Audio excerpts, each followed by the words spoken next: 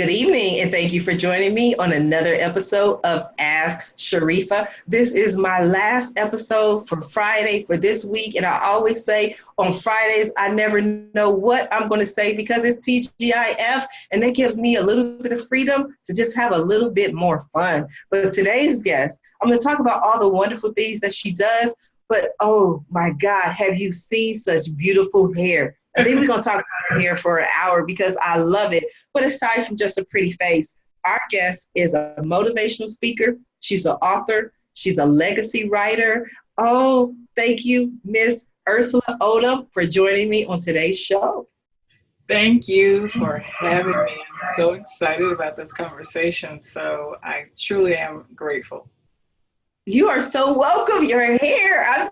When I saw it, I was just like, I want hair like yours. And again, we don't talk about all the business stuff, but I already gave my disclaimer that it's Friday, so I don't know what I'm gonna say. But I'm gonna tell you right now, I cannot. My hair will not do that. I always want to have hair like that. I don't even know how to get my hair to go like that because what happens with my hair is that I don't know how to make it all. My hair is weird. It's all nappy. It's not. It's this weird stuff. How do you do that? Well, honestly, it's what God gave me, and I have just had to learn to appreciate it because, quite frankly, when I would get my hair straightened or get these fancy perms and what have you, and a little mist happen, and it'll just go shoot.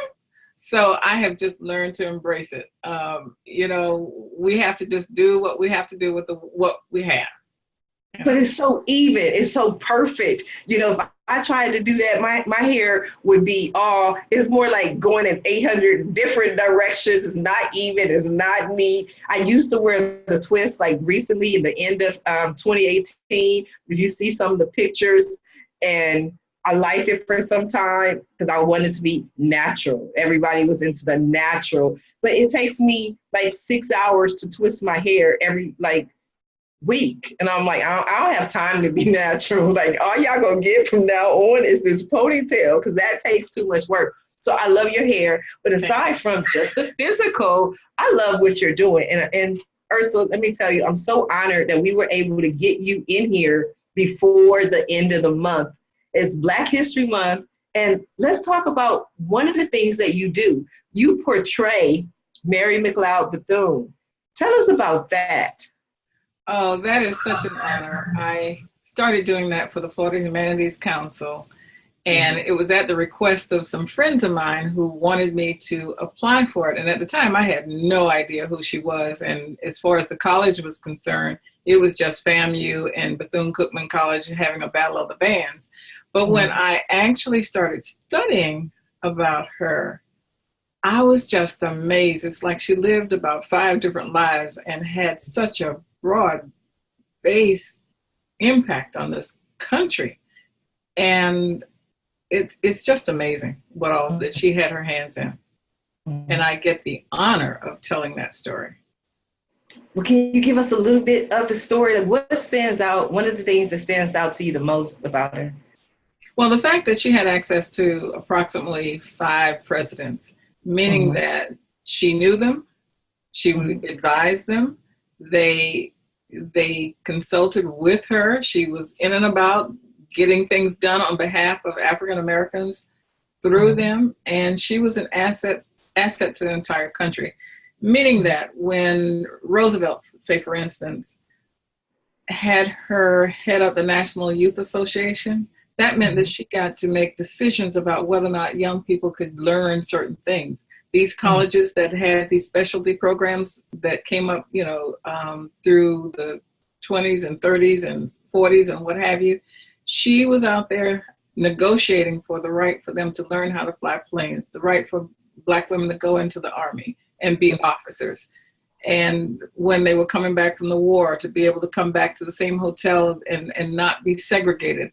It's amazing the kinds of things that she did. When you learned about her, did you see any type of similarities between her and yourself?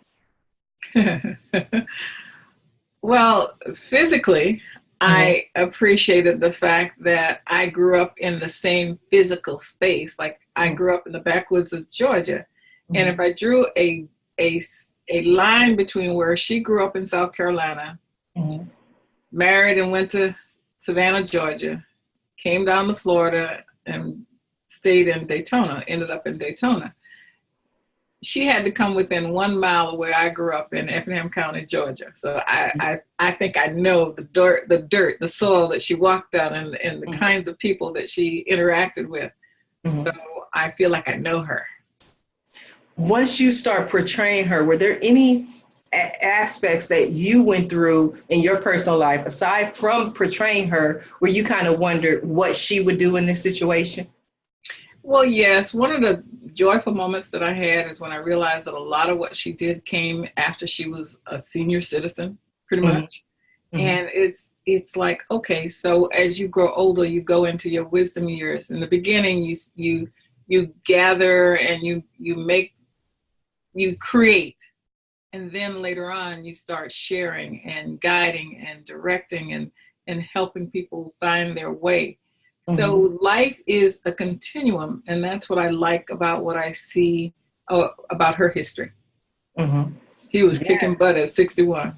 It must be inspiring, but that's what they say. You know, you go through these different stages. 20s is one thing, 30s is one thing, and even now, I'm in my 40s, and I can tell you, I wouldn't have been able to relate to some of the things I'm doing now in my 20s. If it would have happened when I was in my 20s, I wouldn't been able to handle it. If it would have happened in my 30s, I might have been a little bit more sure. But now it's the experience as we, go older. So I definitely know at 61 years old, that's when you can look back and say, okay, no, this is what you need to do. This is what you need to, you can advise people as you get older. One of my grandmother's favorite sayings and songs used to be, "You'll understand it better by and by." And as I get older, I understand the gravity of that song. It's like you just don't have enough experience under your belt to understand what you're looking at. But later on, you go, that's what that was about. Yeah, exactly. I love it. You'll understand it by and by. I think I'm gonna have to look that one up. I don't know if it's on YouTube or where it is. It probably is. But I'm definitely gonna look it up. So you're a motivational speaker. How did you begin as a motivational speaker, and what were you doing before you started that? Well, I call myself a motivational speaker because, quite frankly, I like talking about the things that I do and the experiences that I've had. And whenever I can connect with someone and improve their life for a moment or for a long time, I feel like I've made a difference. And for whatever reason, I have the ability to get in front of an audience and speak. Now, believe it or not, that started in high school, and I was one of the shyest girls around. Oh, wow. Seriously? Yes, it's amazing what happens when you understand what you're talking about and you have confidence about what you're saying, and you get on that stage and you can become the expert and just say it. It's a different deal than being a shy person, especially growing up as an only child, really. I didn't interact with a whole lot of people on a day-to-day basis at home. So I was shy. But when I got on that stage and I had no one that was going to challenge what I said, I just said it. And throughout the years, that has just grown. So when you got on that stage and you said it, what was that feeling like? Did you get on that stage and is it a feeling that this is where I want to be? Yes, it took a little turn because when I went to college, I got on the stage and started dancing. So I danced. I danced in every dance production that every college had except one in the 4 years I was there. So I think what it is that it gives you an expression where you can either show your talent or you can share your knowledge. And it's somewhat one way as you're growing. But now, as I've gotten older, it's two way. I love interacting with people and engaging with their mind and what they're thinking based on what I'm sharing with them. So it has evolved into something where it's two way. Yeah, but you became a motivational speaker on the stage, speaking to hundreds and thousands of people. what made you decide to become a motivational speaker? So you were a dancer, performer. How did you get into motivational speaking? I don't know that it was a decision. That's why I guess I'm easing into that, because what happened, it just became a way of life. Because what came first, for instance, was when I wrote my first book, At Sula's Feet, the joy of talking about the book caused me to be a speaker. Right. When I have something to talk about, then I enjoy the speaking process. When I talk about African Americans of Tampa, I'm telling you about the stories that people may not be aware of. And I just love doing that. When I talk about writing your family story, like I am my family historian, and being able to gather the stories of my family and then put them together in a booklet and have them be able to hold on to that, those old pictures that could have been lost, and talking about the process of capturing those stories. I simply am doing what I love doing and talking about what I love talking about. So I say I'm a motivational speaker because what I want to do is motivate people to take action.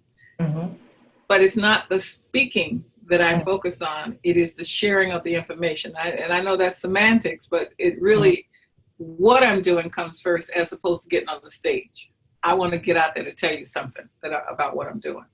That makes a lot of sense. But would you mind holding that book up again and like facing? Because I saw a couple of the pictures, but I just wanted to see it a little better. Okay, this happens to be my family history. My family history. Love it. Okay, and it's a sample of the fact that you can take those stories, those photographs from the family. Oh wow! And put it together. Yeah, and that's one of the things I want to help people do is to gather those stories that you've heard all these years and put them together so that you can share them with your family. It's not so much about having this huge book that's going to be absolutely a million seller. No, it's about carrying on your family legacy. One day, one of them might end up being Barack Obama and it'll just take off. But it'll be so nice if you could just tell that story yourself instead of having somebody else recreate it and get it wrong. But if you build it yourself, you'll get it right. Or you have an opportunity to correct it if you find out it's wrong. You know. I love that. But I just want to ask you this. Did you go to people individually to get their stories, or did you also use other sites like Ancestry.com and those kind of sites to get the lineage? Yes. All of the above. The first thing the first thing that happened is I sat at my grandmother's feet, and that's why my book is called At Sula's Feet. And I asked her to tell me the stories that she used to tell me. And I did that when I was a sophomore in college. And all those things that she used to tell me over and over and over and over and over and over and over and over again, all of a sudden I was interested. Right. And I recorded her and wrote them down, and they ended up being my first book. And that was the history of my family, but in the wit and wisdom of my grandmother, and in the memory of a child from growing up in the backwoods of Georgia. From there, I sat down with a cousin, an older cousin, who just shared all of these things, and I wrote it all down, and that was years ago. And as I find more things on Ancestry, I can connect to the things that he said that were one-liners. Well, this person wasn't a slave, he was a this and he was a that. And I go, oh, that's what he was talking about. You just write it all down, and then you can make the connection as you get more facts. And I'm going to tell you a little joke that's not a joke, that sometimes you hear something from a family member that you need to pay attention to because they might be telling you something that is absolutely true, but they don't know quite how to tell you. Right. I had a moment where they just told you something. Well, in my first book, I wrote something called Life's Dirty Joke. And it's the only dirty joke that my grandmother ever told me was no joke at all. For when she got married, she had never really seen a man. So she thought it was funny. And she laughed. She got pregnant and had a set of twins. She got pregnant the second time, had another set of twins. She said when she got pregnant the third time, she stopped laughing. So why do I tell that? Because she only told me that story once. But what I found out from Ancestry is that her marriage certificate was 9 months and 2 days before her firstborn. Okay. That wasn't a joke. It was true. Right. People will tell you stuff, especially the older people, if you listen to them. I know somebody who, not like that. That was very interesting, but who found out that her father wasn't her real father.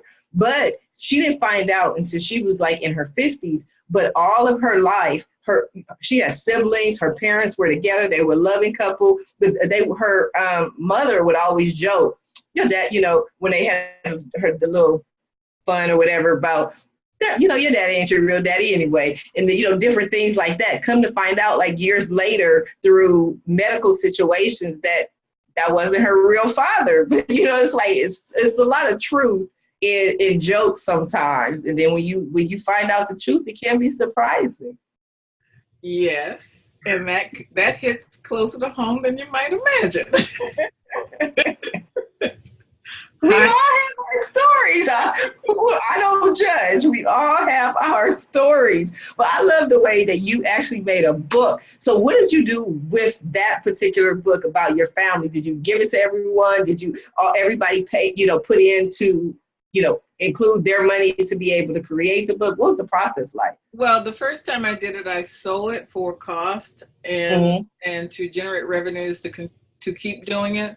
And every other year or so, I would reproduce it and have them buy it individually at will. At this past reunion, which I happen to host here in the Florida area, I included in the cost of the reunion. So every person, not every person, every family got a book. So for me, there was a sense of completion in that, because what I'm most concerned about is that one photograph that somebody has that if they lose it, we will never see that person's face again.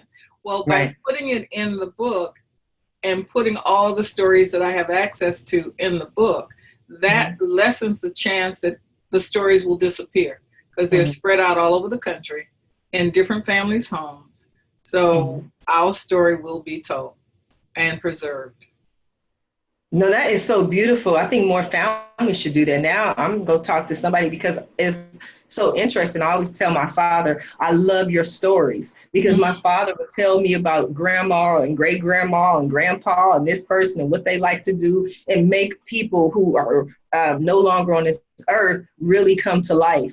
Tell me about their personalities, their actions, what he learned from them. And it's really interesting, like you were saying about your grandmother, it's really interesting to hear that from my father. So I might have to check, or recommend this whole book. I'd be like, I learned this from Ersula Odom.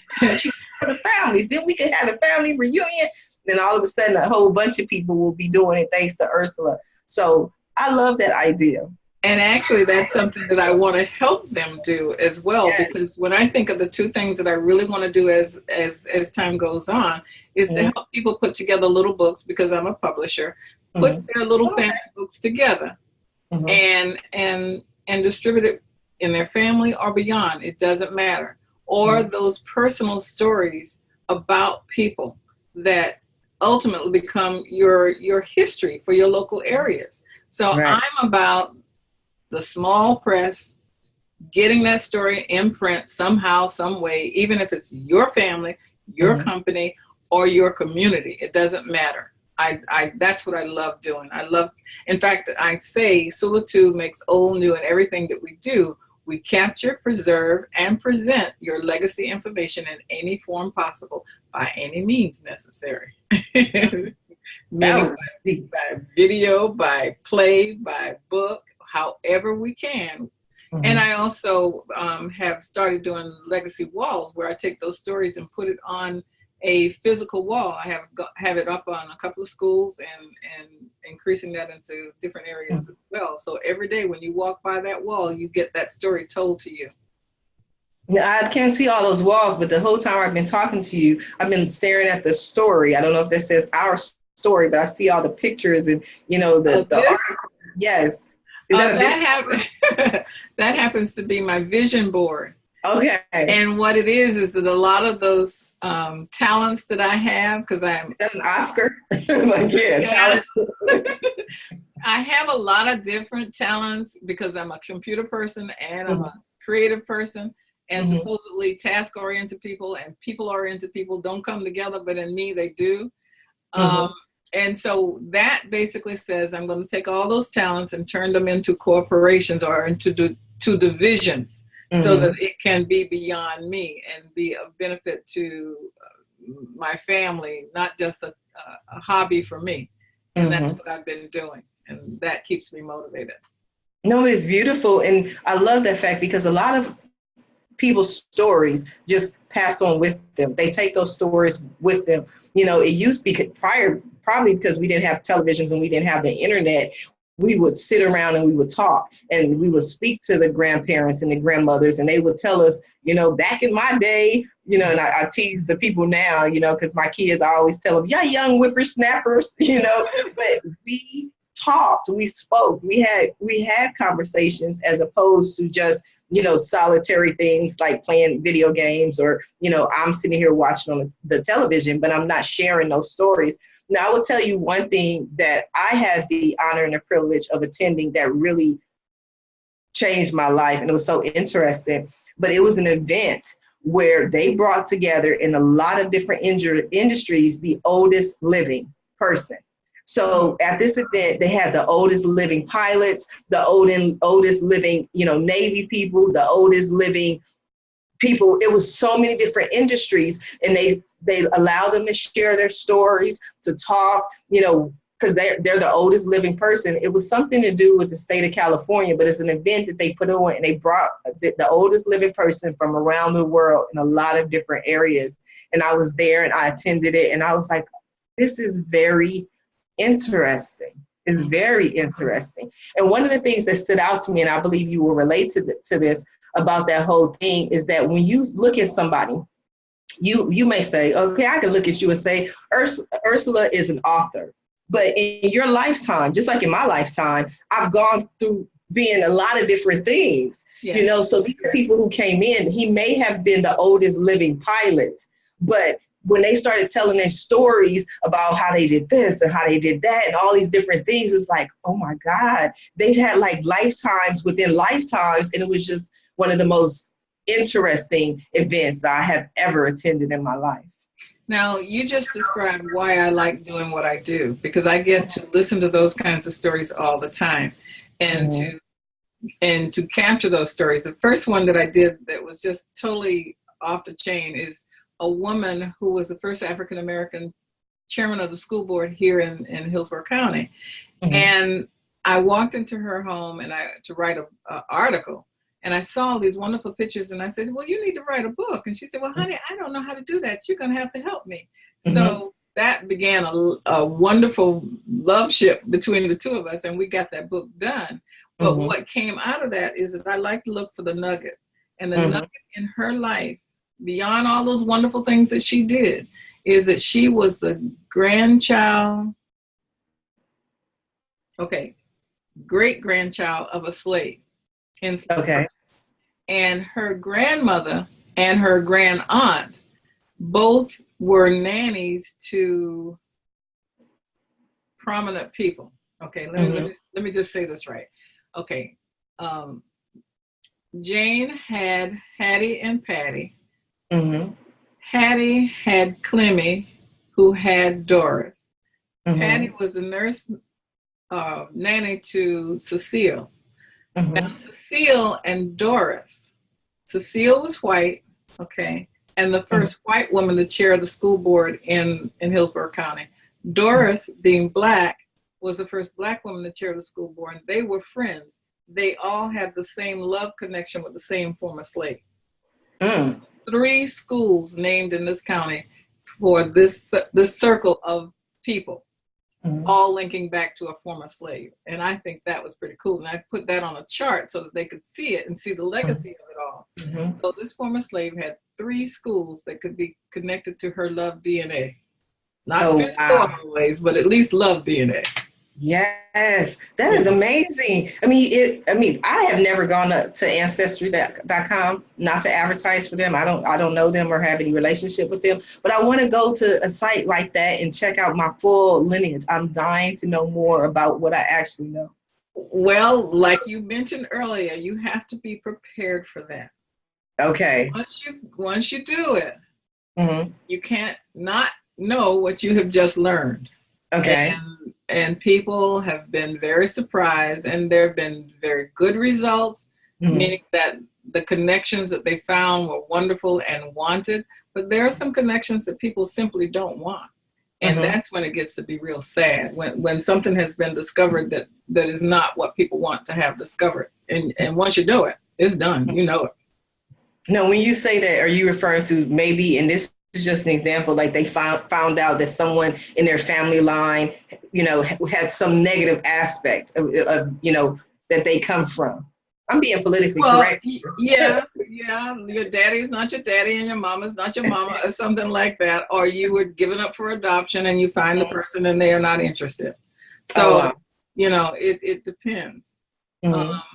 but what I do find fascinating is that in the situations that I know, I would have said prior to certain things that happened over the last several years that environment played a major role in who we are, because I was raised by my grandma and I am like my grandma, period.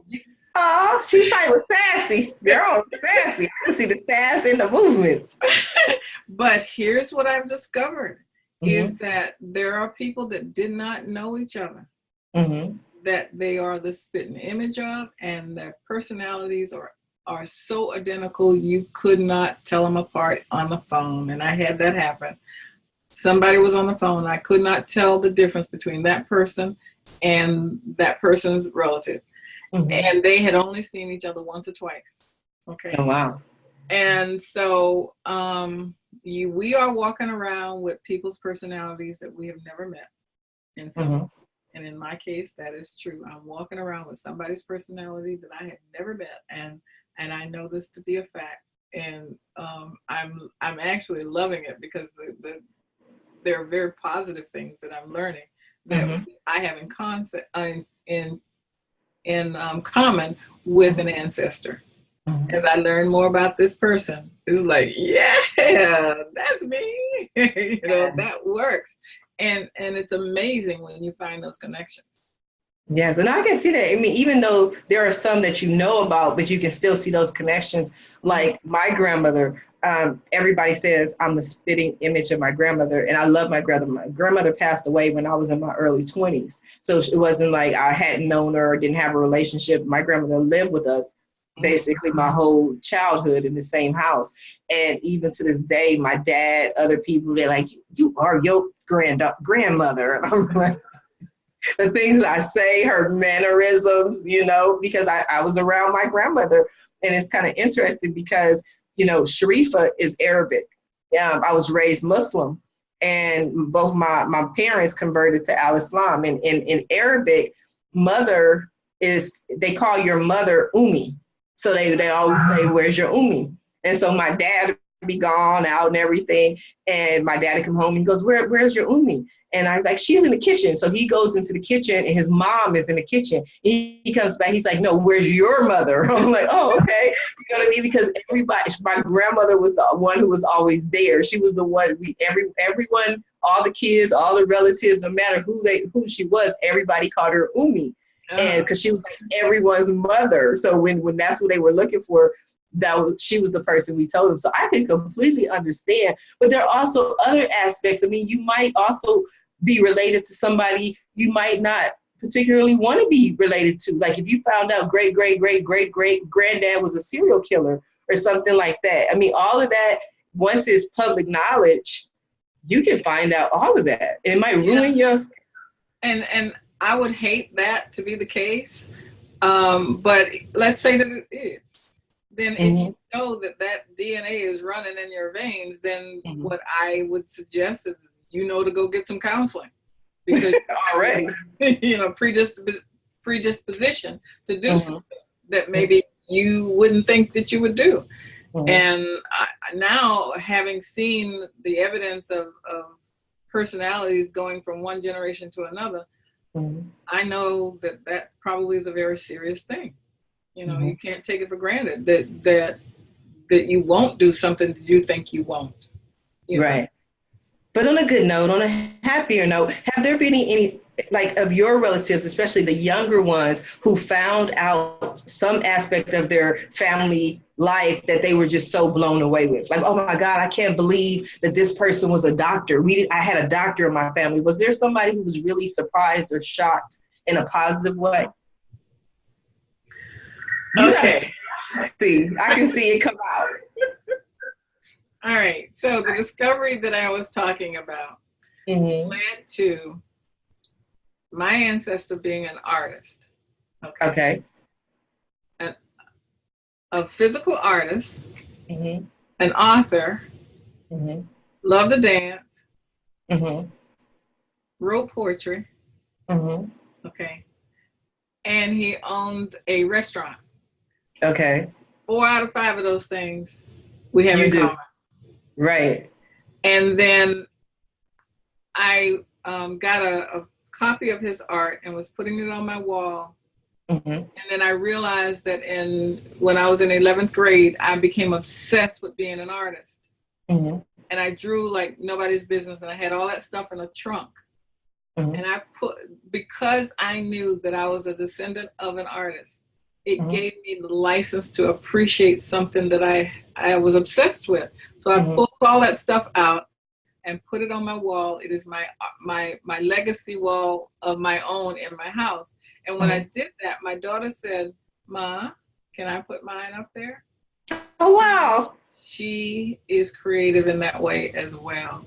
And it was a wonderful feeling to know that wasn't an accident. That was who we are. Right, it runs in your DNA. It's coming right. Generations. And I want to see this wall, because it's like it seems to me like it starts with one picture and one thing, and then you add to it and you add to it. It's like a collage all of a sudden of all these pictures and images. It has to be beautiful. Yeah. And to know that it's a part of your creativity that you share and you have in common. No, I love it. I want to talk about your books. And one of your books you mentioned earlier, but that was the African Americans of Tampa. How did you start that? And yes, tell us, because we talked a little about the other ones, but tell us about African Americans of Tampa. That came about because I got an email from a publisher, and they wanted me to look into a local city here. And I researched it, and there wasn't much there. I said, there are only 5 buildings left in that entire area, and that's not my community. I just don't think that would work. But I like what you do, meaning the company. Let me tell you what I do. And they said, we know what you do. I said, oh, wow. Okay. They had researched me. And then we started brainstorming about what would be good for me to write about. And they actually mentioned African Americans of Tampa. And I said, done. So I went through 15,000 photographs at the library, because we happened to have some public domain photographs that were done by the Burgett brothers all over the city. And they happened to capture African Americans too, but I wanted to get in those pictures and find the ones that had been mislabeled or not labeled or not categorized. And then once I got those photographs, I went around from house to house to house asking people if they knew the people in the photographs. Oh, wow. And if I could not find a connection to the photograph, I didn't use it. So I had to have, according to my standard, some story about that photograph before I would use it. And there are some incredible stories that came out. I also got additional photographs from people as I went into these homes. And one I think of where it was a very prominent person in the city who's aging and had photographs that some were damaged, but they were about to go in the trash. Oh, wow. They had some legends on them. So I was able to get some of those. The most profound thing that happened is I sat down with one of my friend's uncle, who told me, who was on a picture with a lot of young boys, 14-year-old, 15-year-old boys. They were a club, and he named who they were, what they turned out to be, and all of that. And he died 2 weeks later. Oh, wow. Yeah, so obviously I gave a commendation to him in the book, but that was a moment where I captured something that was about to be lost, and that was lost after that. 2 weeks later. Wow. Oh my. This is very interesting to me. All this is very interesting to me. And so how many stories wound up being in the book? Well, I don't know the exact number of stories, but there are 127 pages. So I would say at least the revelation of what people were doing, maybe 200. Oh, wow. Acknowledgement as to who's in the picture. Now, my favorite picture is a picture of a construction site where they were digging in the ground, and it's 3 stories down in the ground. And just imagine that there are people that cover that entire space all the way down 3 stories in the ground. And they were building the sewer system in one of the areas. I like it because it actually shows where we as African Americans actually built that. I don't know if you can see it, but you can see that? Yes, I can see it. It's covered with African American men. And that picture was a construction picture. It was not a story about African Americans, but that's how we capture our history in a moment where it wasn't intended to be caught, but we got it. And the reason I felt that to be important, or the person to help me understand the importance of that, is my own cousin. He asked me to take a picture of him on a railroad track in Savannah, Georgia. And I said, why? I mean, he was balancing on just one rail. He said, because my granddaddy built this railroad track. Oh my gosh. And he had no idea what part of that track his granddaddy had touched, but it didn't matter. So if you know that your ancestor helped build this building, it doesn't matter which brick he actually touched. Right. It's the building. It's the entire building. Claim it. Yes. Oh my God, that is wonderful. That is profound. Now I'm having myself a good on time this Friday evening, but Ersula, we are coming down to the end of the show and the end of our time together. But what I always do is like to allow my guests the opportunity to just really let our viewers know what you want them to take away from your interview. So I'm going to give you the floor for a couple of moments. Well, what I'd like for people to know is that your story is important. I don't care how insignificant you think your life has been. You have done something that someone can benefit from. Felicia Winton once told me, it's not how many lives that you impact, but that you impact lives. So if one person gets something of value from what I do, I feel like I've done something. So that's why I encourage everyone to write your story. And I can help you do that. If you go to my website, it's www.sula2.com, SULATOO.com, and contact me, and I can help you start gathering that information. It doesn't have to be laborious. It could be one photograph at a time and one story at a time. But I can help you figure out what to do with that story and make it interesting for you and your family. You can end up being your family's hero for capturing the information. They'll love you when you start showing up with all this information that would be of value to them, and let them know what their ancestors did. So from a book to a video to a legacy wall, or just a little story told to someone, call Ersula at 813-368-1628. That's me, because I want to hear the story.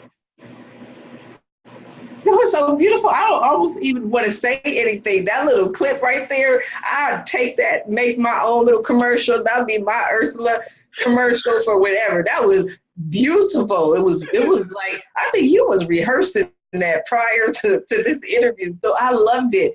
I was about to go, but I just have one more question for you. I'm just blown away by that whole commercial.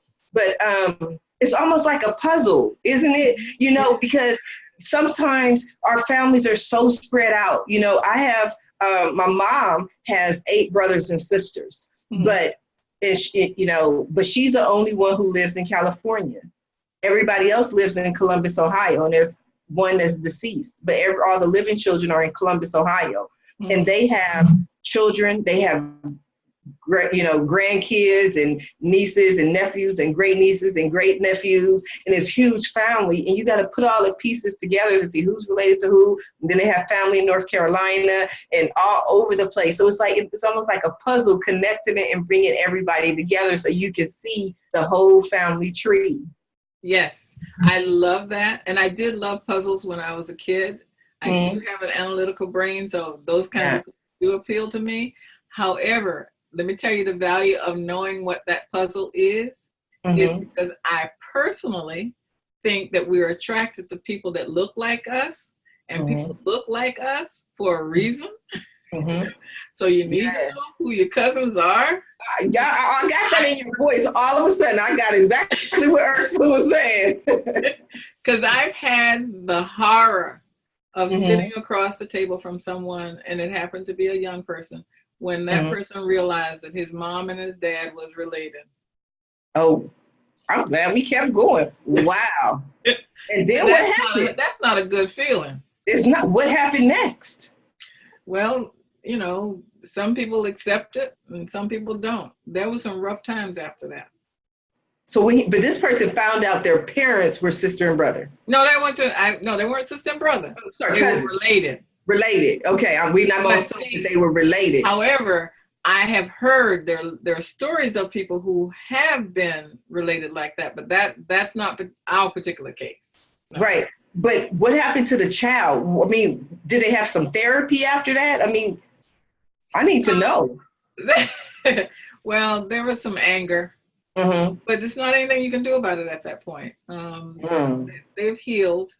Okay, that's what I want to know. That's why I'm like, there had to be something to happen. So as long as they healed, I'm happy, because that's the most important thing. So Ursula, thank you. I want to thank you for being a guest on today's episode of Ask Sharifah. Thank you.